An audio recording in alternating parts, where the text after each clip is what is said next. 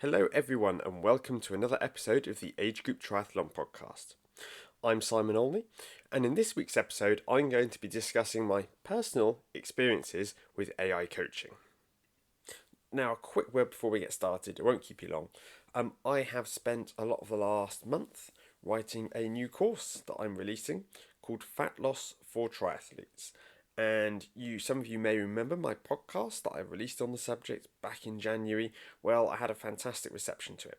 So I decided what I'm going to do is I'm going to write a course. I have, I think, about maybe just over 4 hours of video that goes with the course, as well as tens of thousands of words. It's in both audio and video, and the whole course is designed to help people take control of their diet, to help leave the frustration and the confusion relating to fat loss, fueling your training, calorie counting, macronutrients, micronutrients, all of this, to try and remove all the confusion of that and help people feel empowered. Now, this is releasing on Friday.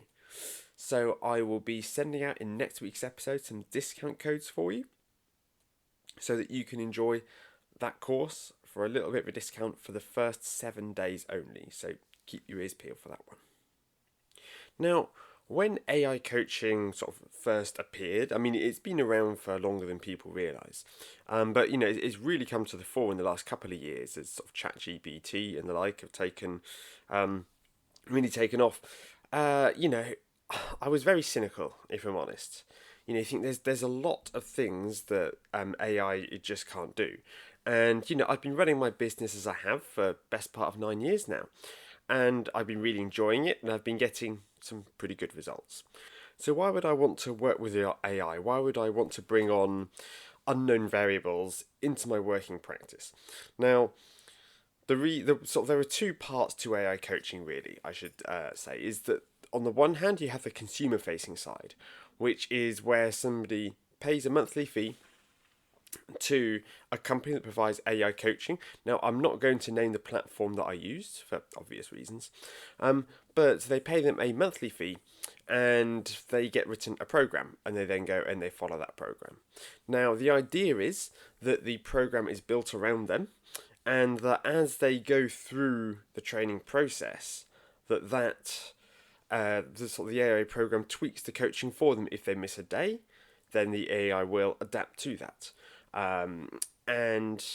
Basically it helps talk you through it as opposed to a static training plan where if you do miss sessions, if you're unwell, if things don't quite go to plan, if you don't hit the numbers one day, it's difficult to know where to go from there sometimes. So the idea would be that this AI program will really hold someone's hand through the whole process, sort of much like a coach would. Now, the other side to AI coaching is where a coach uses AI to help with their coaching.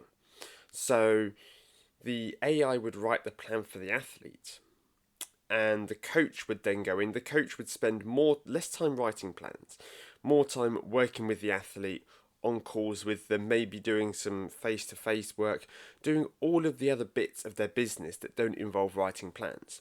Now, I don't dislike writing training plans. I'd be lying if I said it was my favourite part of the job. My favourite part of the job is, of course, the human connection. It is, the look on somebody's face when they cross that finish line.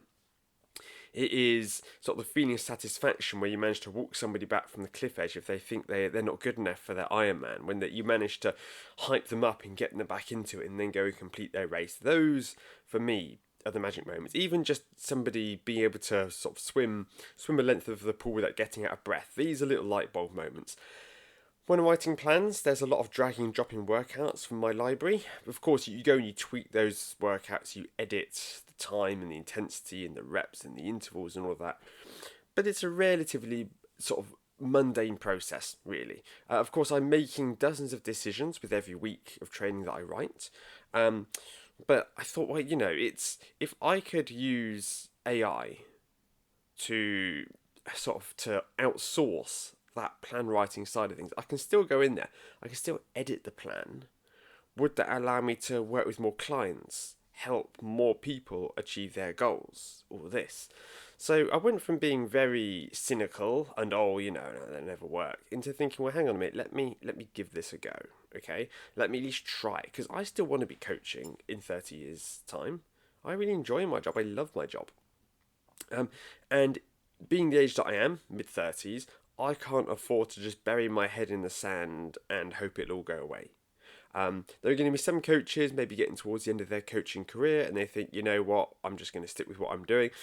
And they have all of the clients that they need and they have their name and, they don't need to worry about this AI. But for me, it is something that I do need to think about, I do need to consider.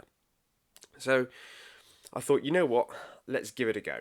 So I signed up to a coaching account and I signed up to an athlete account. Now, I'm not going to talk much about the coaching account side of things because there are a number of things which are somewhat confidential in the agreement, and I'm definitely not going to breach a contract the way that all works. But I'm going to talk to you about my experience as an athlete following an AI training plan. So I created my account and I attached my Garmin account to the AI platform. And I went through and I input my thresholds. So it asked me what my critical swim speed was, it asked me what my FTP on the bike was, and it asked me what my 5k time was on the run. So I input all of these, and it came out and it gave me some scores relative to how I performed in each discipline. Now, this immediately was a little bit concerning because I guess I wanted, if you really want to get a full idea of what it is that somebody can do, you need to look a little bit beyond simply that threshold number. Now, for the swim, it might be useful, to help influence the AI to go, okay, well, can we get an idea? If you have this data available, again, not compulsory, if you have the data available, what's your 100-meter time? What is your 400-meter time?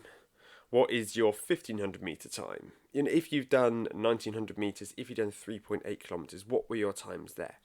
Because that's the kind of thing that really actually helps me as a human coach to paint a picture of somebody's strengths and weaknesses. Okay, if somebody can swim 100 meters in a minute 10, minute 15, I know that there's not a huge amount of benefit in doing much more of that work with them.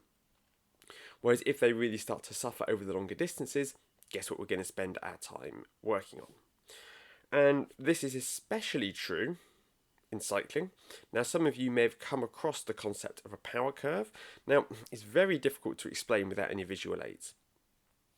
But essentially, it looks at your best power over every single time period, all the way from your best 1 second sprint to the duration of your longest ride. And it goes, okay, well, let's use this information to learn more about the athlete. What are their strengths? What are their weaknesses? And based on that data, you can then set sessions, or I can set sessions as a human coach looking at a power curve that I know that is going to help address that person's strengths and weaknesses. Now, this is the kind of thing that should really be quite simple.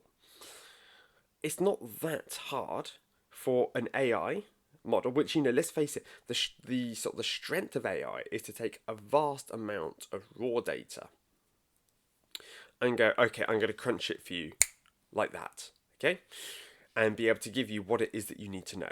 That is what is brilliant about artificial intelligence. But there was no sign of any of that. It just wanted that single threshold number. With the run as well, it could have been interesting if I'd have been able to tell them what my 400-meter time was, my mile time. Again, these numbers don't all need to be super recent, but just, my performances in the past, so they can get an idea of my physiology, of who I am as an athlete. So, first of all, I felt that was a little bit of a missed opportunity there. The first red flag, however, came when it asked me how many rest days a week I wanted to take. So I said, I'd like to take 1 rest day a week, please. And it pushed back. And it said, it's important for your athletic development not to take a rest day to train for 7 days a week.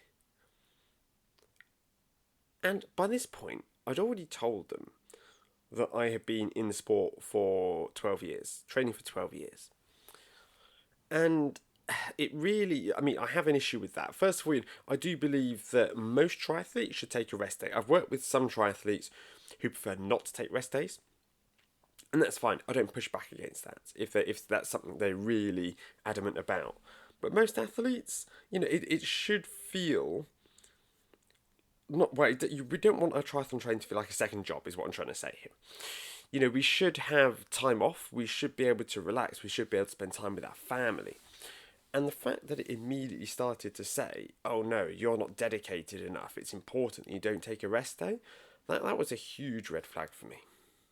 Eventually, it relented and allowed me to set a rest day for every Monday. The next thing that it asked me was, if I wanted to unlock strength training. It was a premium feature that I needed to unlock, which again was another enormous red flag to me. Something as fundamental to preventing injury as strength training, and also important for our overall athletic performance. The fact that it wasn't included as standard really, really threw me for a loop. And when I unlocked the strength training, it didn't really ask me any kind of questions that would help it set the strength sessions for me. It didn't ask me about any weaknesses. It didn't ask me what equipment I had access to, whether I wanted to go to a gym. It didn't ask me any of these questions which could actually really help it write, a bespoke plan for me. I mean, you could even, I'm thinking this as a strength coach, you could get it to the point where you could do an overhead squat in front of the camera, do 6 reps of that from the front, 6 reps of that for the side. That exercise does tend to make any imbalances and tightness and that clear, and you could then write a strength session based off of that. Instead, I was given a really poor strength plan to follow, and it was always in addition to another workout on that day. Again, there was no option for me to say, you know what, I would like to have, I just want to do one session a day, and I want to have 5 swim bike run sessions, I want to have 1 strength session in a day. It was always a case of, well, if you really want to do strength training, I guess you could do it after the other of your sessions. I was also asked which day I'd like to do my longest bike ride on, which again, it was quite good that they asked that rather than just assume, because everybody has different schedules. So I stuck in the fact that I wanted to do my longer bike ride on the Sundays, and that I was also training for a middle distance in the first week of June. Now, bear in mind here, this is important. I was asking it to train me for a middle distance starting in early January. So that's 6 months of training, which I think is pretty reasonable. So then my training was written for me, and I had a look at my first week. And there was only one easy session in the entire week. There was only one zone 2 session, which was a run, which was after a big threshold session on the bike. At this point, I will admit, the alarm bells really were sort of starting to ring, but we have to try these things. I'm not just going to walk away. I thought, okay, let me try this. Let me see how this process works. Let me see how this goes. Because looking at the schedule, it seemed like the kind of training schedule that I followed when I first got into the sport. There was a lot of threshold. You had bike sessions where you would have sort of 2 lots of 8-minute threshold right at the start of the workout, followed by zone 2, which to me, now my understanding of this, again, I could be wrong, my understanding of this is that by doing the hard work at the start of the session, your body is creating lactic acid, which your body then turns into lactate, which you can recycle as an energy source.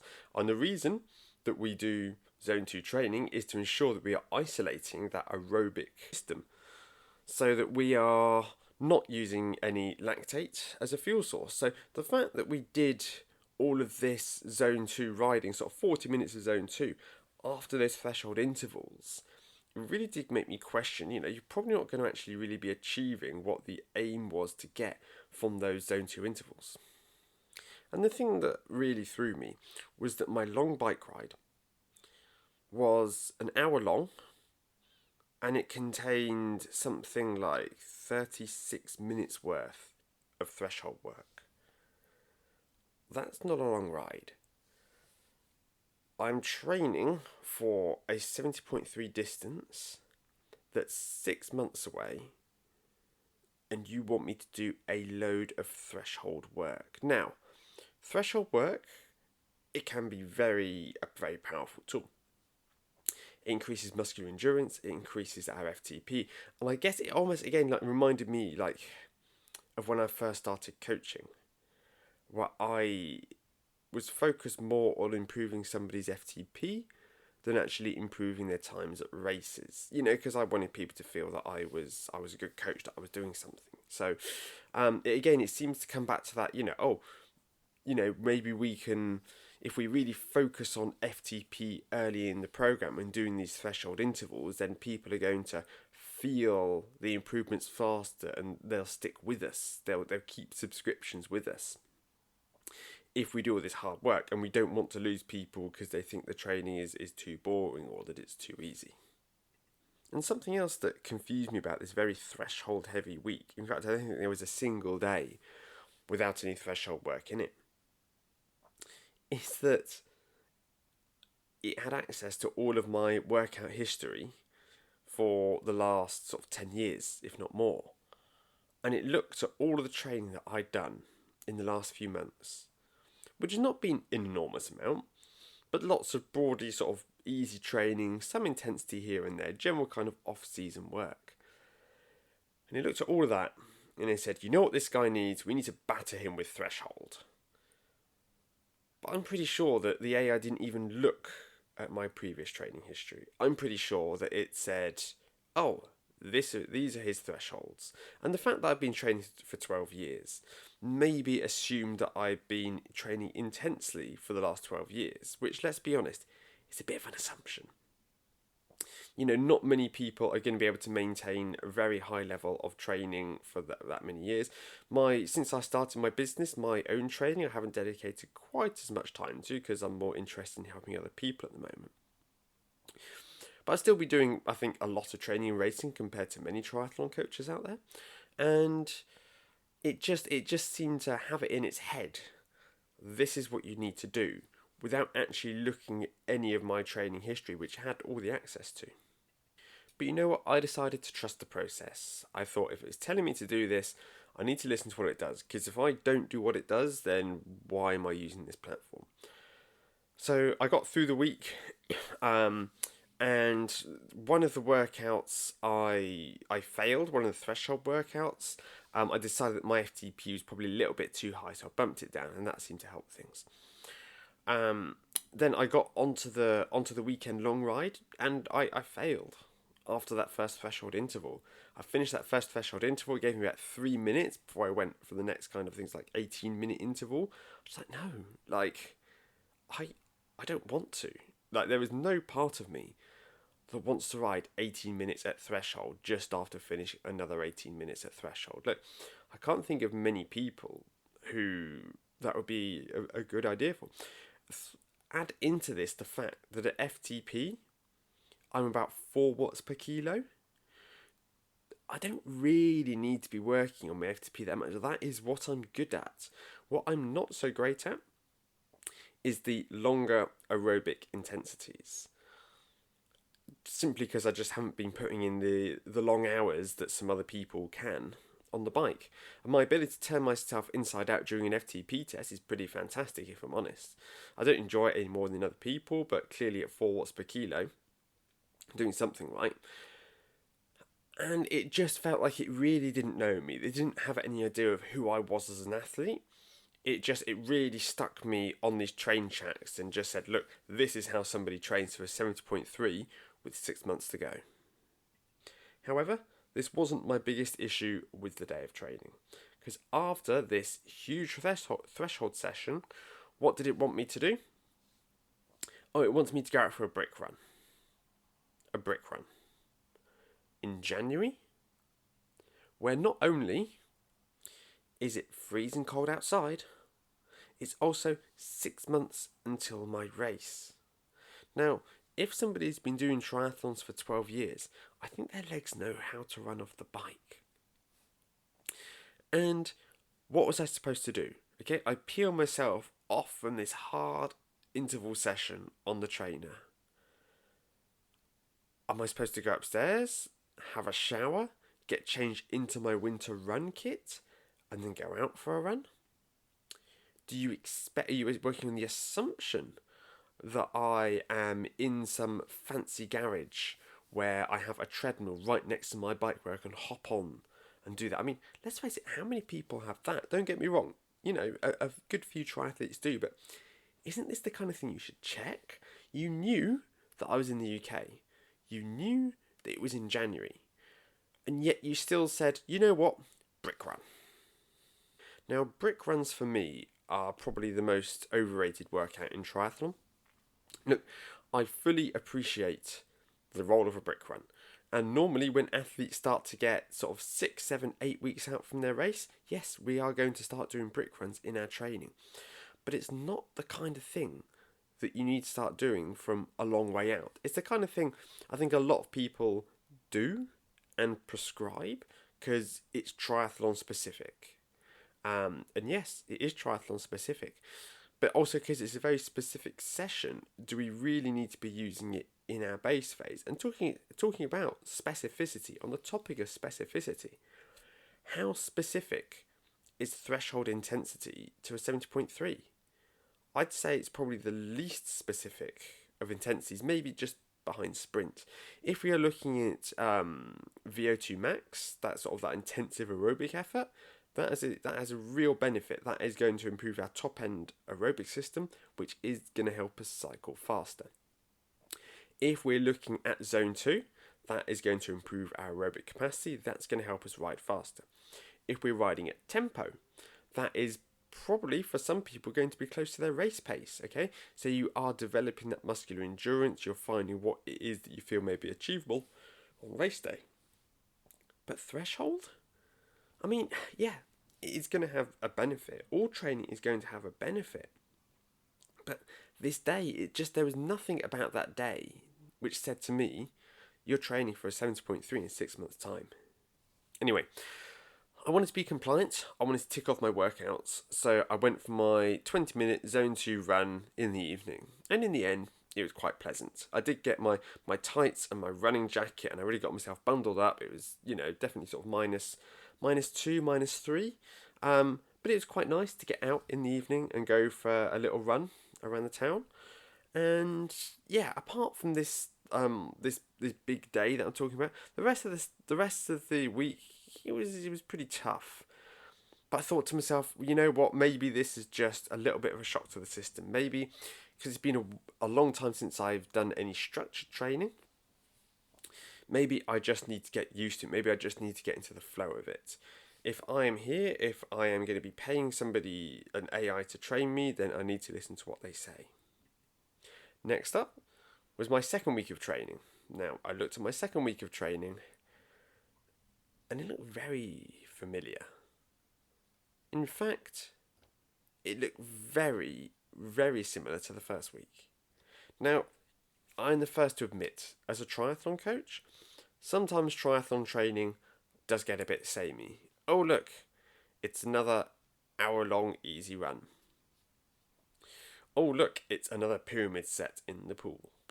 Sometimes you just need to do sessions on repeat to get fitter, and that is, that is part of it. I think, some people expect a huge amount of variety in their training and they're disappointed because a lot of it is just, building up that aerobic base in slightly different, more interesting ways, looking at cadence and distance. There are little levers that we can pull to make things a bit more engaging, a bit more interesting for athletes.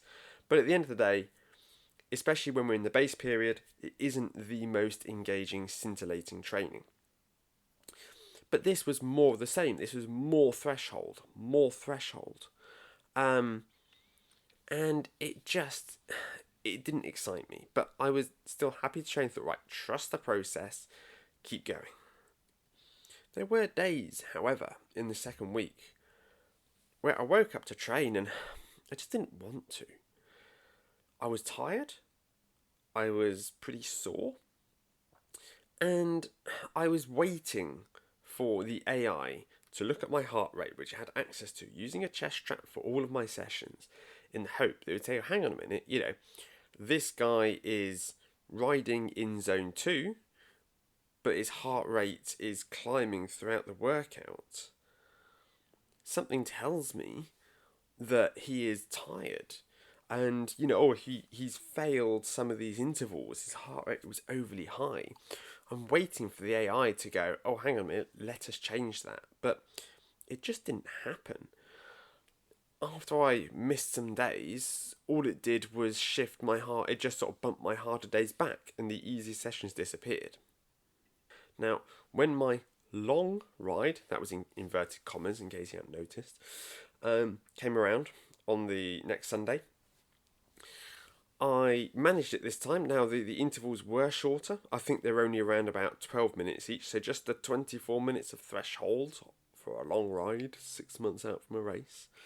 But I did that session. But to be honest, it really kicked my butt.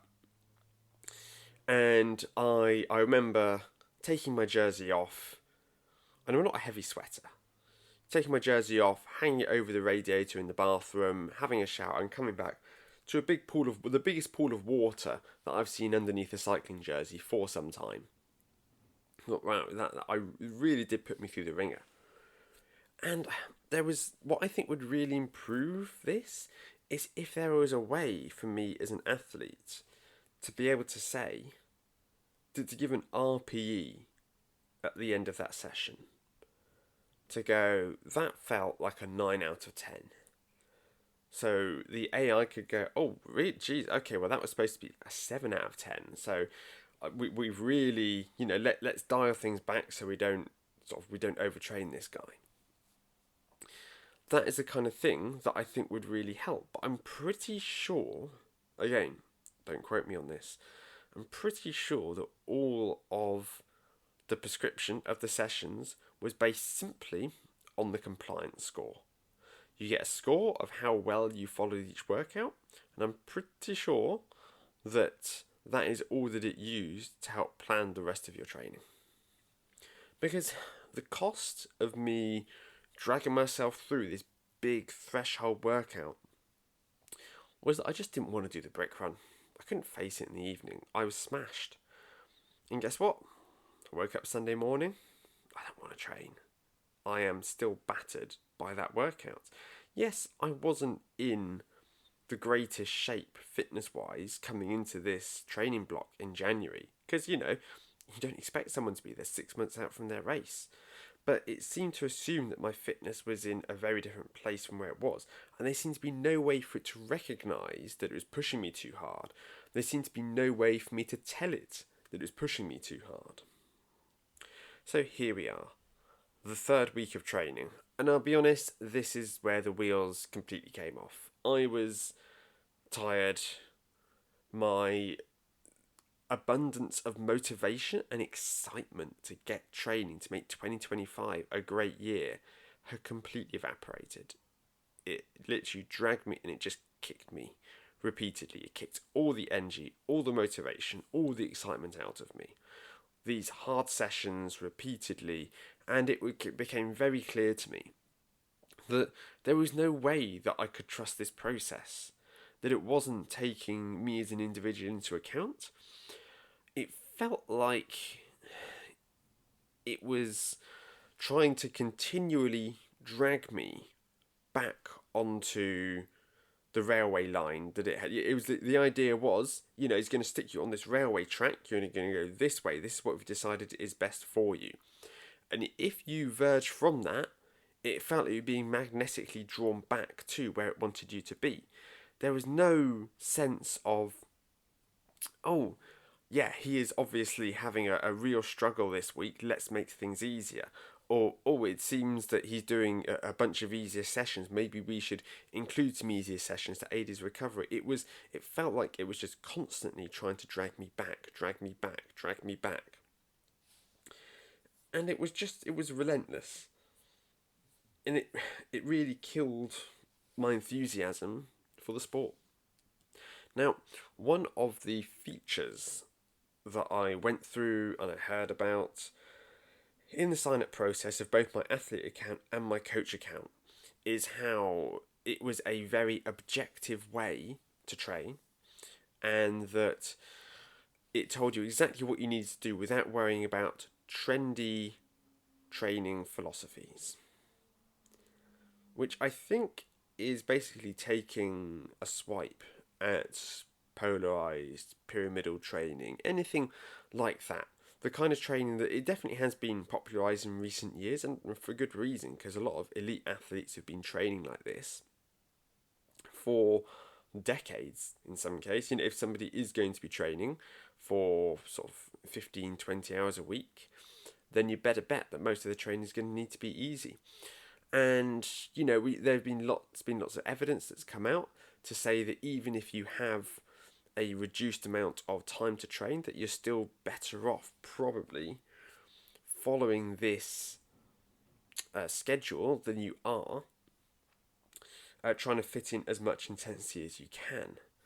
And it just felt like we were going back to sort of training in the sort of the early noughties. That kind of old school approach to training where it's just loads of max effort, loads of threshold, loads of high intensity. And the idea that the AI always knows best, it really sort of reeks of arrogance to me. It was the idea of, we know how to train for a triathlon, and if you have any other ideas, we're going to correct you and bring you back to how we like to work. And I expected more. You look at some of the things that can be done with ChatGPT. Some of it is crap, but some of it is actually kind of impressive. The amount of calculations it can run, the way it runs the numbers, the way it collects the data. Some of it is actually quite useful, and it was disappointing to see that it was so fixed, it was so basic. Now, I know that a lot of you who work in the space are screaming this at me, and I know that what is sold in this case as being AI is actually just machine learning. It doesn't have the same level of power as sort of your standard AI, but then again, even that your chat GPT, it's not quite as intelligent as people think it is. It just scans the internet and it finds answers to your question and it gives them to you. Or you ask it to create an image and it goes and it finds some similar images on the internet and it draws something up similar, often with disastrous results. But I just feel that given the ability of AI, and I'm going to keep using the term AI because that's what's used in the marketing, the ability of the AI to look at my training data, to understand me as an athlete, or to allow me to put in some prompts to say, look, this is how I train best. The complete absence of that, it just makes it a non-starter for me. There was also some truly bizarre sessions that it wanted me to do, such as sprints followed by jumping off my bike and doing squats. Now, I don't know if this is some ham-fisted attempt to fit in some post-activation potentiation into the training, but I looked at that and I thought, no, I'm not doing that. That is ridiculous. You're just trying to sort of compensate for some strength work there. Basically, your strength offering is really poor, and it's a way to, I don't know, sort of make up for that, make sure that everybody's getting some kind of that training in. It seemed really bizarre, and obviously I sacked that off. I mean, I think this was in the third week where I was already starting to lose patience with it. But you look at sessions like that, so you want me to do squats in my cycling shoes next to my trainer? Well, hang on, what if somebody wanted to do that session outside? Again, all of this, it just did not feel intuitive. It did not feel practical. It did not feel like a good training program. Do you remember when you were young and your parents asked you what it is that you wanted? They asked you a question, but in reality, they'd already made up their mind. And they were just giving you an illusion of choice. Well, that's how it felt with this program. I went into it thinking that, maybe naively, thinking that something was going to be created around me. Something's going to be created that I would look at my entire fitness sort of portfolio, all of my data, and be able to go, right, this is the best way to train Simon. And instead, it just gave me what I'm pretty sure, broadly speaking, it gives everybody else. So you may be wondering where I go from here. Well, we're at the end of February now, and I've done maybe 1 or 2 sessions a week since. Easy 30-minute sessions, it's all I can face. It has completely skewered my energy. It's completely skewered my love for my own triathlon training. Now, I still love the sport, but for somebody who is just dipping their toe into triathlon, they go, you know what, this is too intense for me, this is too much, I can't do it. Again, if somebody put in they had a training age of 0 and they're training for their first sprint triathlon, I'm sure it would spit out something quite different.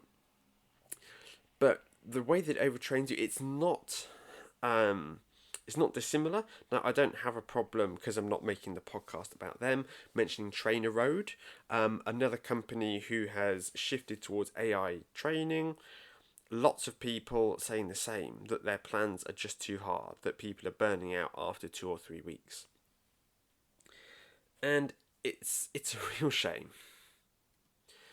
So, something else that I think is worth noting is that if you want to use this anonymous company's full option with all of the access to all of their features, it is over twice the price of my basic offering. Now, of course, my basic offering is quite different. It's just a bespoke training plan.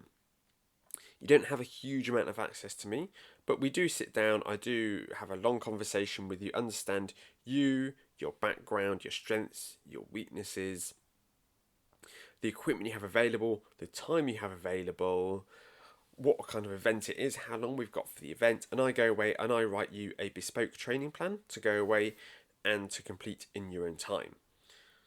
Having a human write you a fully bespoke training plan is half the price of this AI platform. Again, they're kind of their full, their top subscription model for it, which I think you kind of need to make the most out of it.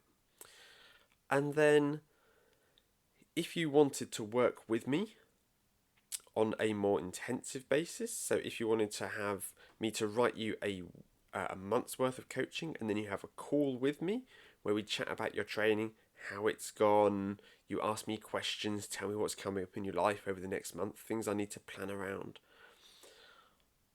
It is £10 a month cheaper than the AI program. Now, I do have a third level of offering, which is where somebody has daily contact with me, I analyse all their workout data, all of that, which does come out more expensive at £250 a month. However, the value of this AI system, I'm struggling to see it, if I'm honest. You just get so much more from working with a human, working with a person, someone who you can really explain things to, someone who can really build something around your lifestyle, somebody who can hold you accountable, somebody who can be in your corner when things don't go well, someone in your life that understands triathlon if you have just started the sport and none of your friends or family do it. The number of benefits that come with a human coach as opposed to AI, it's just, you can't compare the two. So what I've done is I've cancelled both my athlete and my coach subscription to this platform. Now, again, I would have liked it if it could have written training plans for my athletes to follow, so that I can focus on the softer side of coaching where I feel sort of more of my skills are. But it's just not. I'm going to spend more time now as a coach. I can go in and I can edit the week.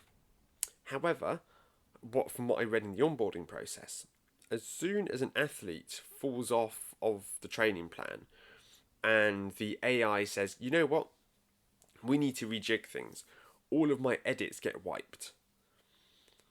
So it just feels like I'm going to be spending much more time fighting against this very stubborn AI than I would save from just writing everything in the normal, manual, bespoke way. Now, the reason that this AI platform works with coaches It's because they acknowledge, rightly so, that there's only so much you can do with a plan. When it comes to preparing for a triathlon, there is sort of nutrition, there's mindset, there's preparation, there's logistics. There are all of these elements that a coach can help you with. Then AI is never going to be able to come close to being able to replicate. And as a result, it sort of recognises the need for coaches to work with people. However, from a coaching business side of things, the AI platform takes a cut of any coaching fees. So there is a fee to have somebody on the program. So it eats into my profit margins, which means that I need to increase my prices for those on the AI program. And the downside, really, for this is sort of the athlete is the one that loses out because they end up spending more for having an AI program, and I might end up having to spend more time trying to constantly try staying ahead of the AI. And if I want to offer a really bespoke service, if I want to do a really good job as a coach, if I don't want to just phone it in, take people's money, let the AI do it and take all the credit at the end, if I want to have a really good relationship with this athlete, if I want to educate them, if I want to make everything around them, it's cheaper and more time efficient to go down that bespoke route. Now, a big disclaimer here is that I may have made some errors in the setup and the execution of following this plan. But given that I've been doing triathlon for as long as I have, and I'd like to think I'm relatively tech savvy, the fact that it wasn't made clear to me that I could feed back to the AI, change the intensity, all of that, I mean, that speaks of a problem in itself, right? But the thing is, from having conversations with clients of mine who have come to me after using this software, they've all said the same thing. They've all said that it's just too hard and you couldn't keep up with it. So I know it's not just a me problem. And you may be sat here listening to this, screaming at me, going, "You've got it all wrong, Simon. I've been using it for years and it's been fantastic." Great, cool, I'm happy for you. Good for you. Keep using it. I'm not going to tell somebody not to use it. There are no doubt people out there for who it really works. And it could be that if I had stuck with the plan for longer, that it would have really learned more about me. But the fact was, I couldn't. I think it said that it needed something like 70% compliance to be able to make sort of edits to intelligent edits to the plan. I couldn't hit those numbers. It was just too hard. So where does this leave us? Really, what's the conclusion? Well, if you're an athlete, I think you can honestly get better training for cheaper elsewhere, and that an AI program may work for somebody who just doesn't want to talk to another person. I know some people who just they don't want to work with a coach and they'd rather just have a computer set it all. Okay, fair enough. That works. If you're a coach listening to this, I don't think we have anything to worry about in the immediate term. Yes, there will be some athletes who will use AI training, and you may think to yourself, "Oh, you could achieve so much more with a coach." Yeah, maybe they could, but not everybody wants to work with a coach. And I think that sometimes as coaches, we can forget that. Now, I do think there is a lot of potential there. If AI could, incorporate all of the kind of the things that I talked about in this episode to really give somebody a full idea where an athlete could have a lot more control over what it is that the sort of the AI creates, the different kind of training model. If you could say, "I want to follow a pyramidal training plan. Here's all the equipment I have. Here's my power curve. Here's all my race results." And it could really look at all in an intelligent manner. I think that could save us as coaches a huge amount of time, but we're nowhere close to that right now. So if you'd like to have a chat with me about maybe having a real human write your training program, and you think, yeah, £60 a month, I can stretch to that to really fast track my improvement. That'll make me faster than any new bike will. drop me an email, simon@phasontriathlon.com. I will leave it down in the show notes for you as well. And I'm going to leave you wishing you the very best with your training for the week coming, and I hope to see you all next week.